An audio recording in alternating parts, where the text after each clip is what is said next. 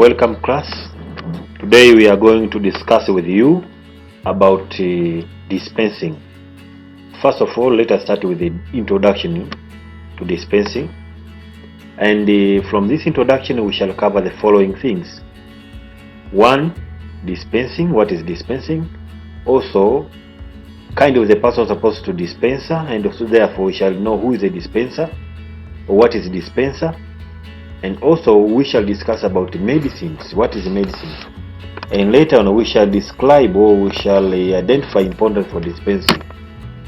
Now, what is dispensing?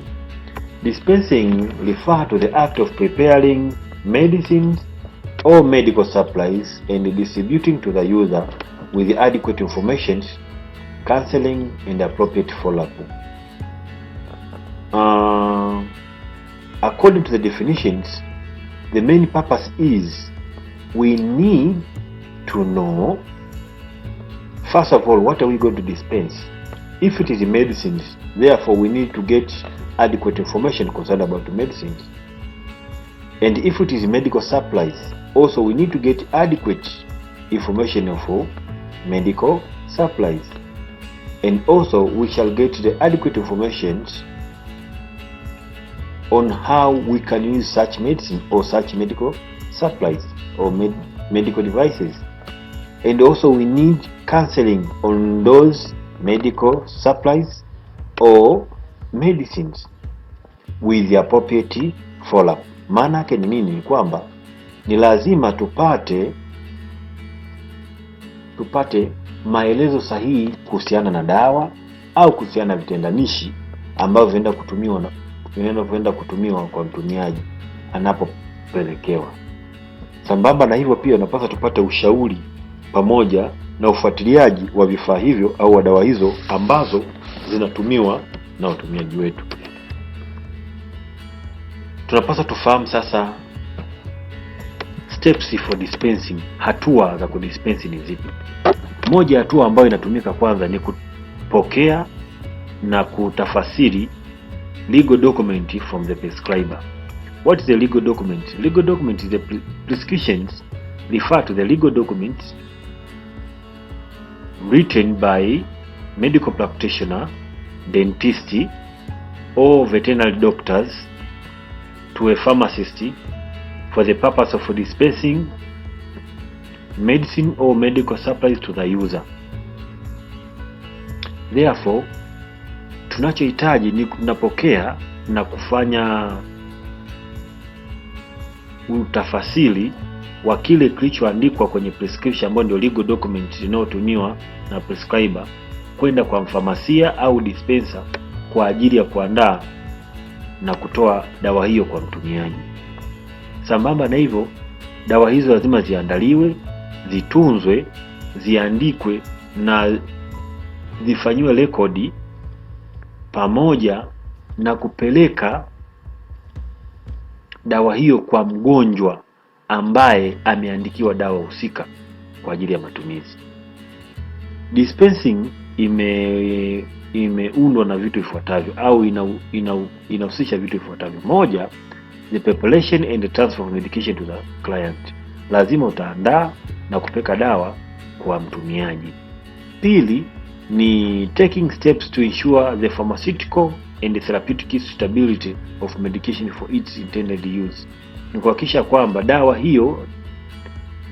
dawa hizi pamoja na matibabu husika yanaendana sambamba na matumizi husika. Sambamba na hilo pia katika miongoni mwa dispensing ambacho inahusisha pia ni taking steps to ensure its proper use of medicine, kuhakikisha dawa inatumika katika matumizi sahihi. It may also include accepting payment for medication or medication on behalf of nurses employer. Hatua nyingine, dispensing occur when the medication are given to the client. Kwa kitendo hiki cha dispensing kinatokea ni pale ambapo dawa hizi anapewa mtumiaji husika wa dawa ambazo zimeandikwa au vitendanishi vilivyobainishwa kwenye prescription. Ni nani anapaswa kudispense? A person who is licensed or authorized by the appropriate body to dispense medicine or medical supplies. Ni mtu aliye na kibali maalum ambayo ni leseni ambacho kimeruhusiwa na bodi husika. Hususan kwa upande wa dispenser, the body will responsible for authorizing such person is pharmacy council. Pharmacy council wanaruhusu watu wafuatao: pharmacist, pharmaceutical technicians, pharmaceutical assistant and dispenser to dispense medicine and medical supplies. Therefore, what is medicines? Medicine are any substance or mixture of a substance used in diagnosis, treatment, mitigations or prevention of the disease in human. Dawa hii inasema ni mixture of substance, ni mchanganyiko wa vitu vingi ambavyo purpose yake kubwa inaweza kuwa ni kwa ajili ya kuchunguza, diagnosis, matibabu, pandikizi, mitigations, inaweza kuwa pandikizi au ikawa ni kuzuia magonjwa kwa binadamu.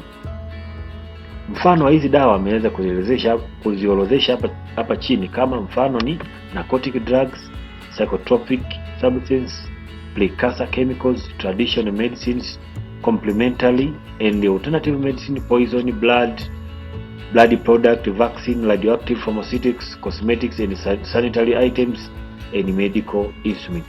Hiyo ni mifano ya dawa ambayo inaweza kutumika sehemu mbalimbali kulingana na tatizo kwa mgonjwa analokuwa amelipata. Mfano hizi dawa utajifunza hapo baadaye, na kadri unavyozidi kuendelea kujifunza tutakuja kujifunza baadaye kabisa narcotics dawa ni zipi, psychotropic dawa ni zipi, precursor, traditional medicine, complementary and alternative medicine, poison, blood product, vaccine, radioactive, pharmaceutical, cosmetics, sanitary items and medical instrument. Tutajifunza hapo baadaye, lakini kwa mfano tu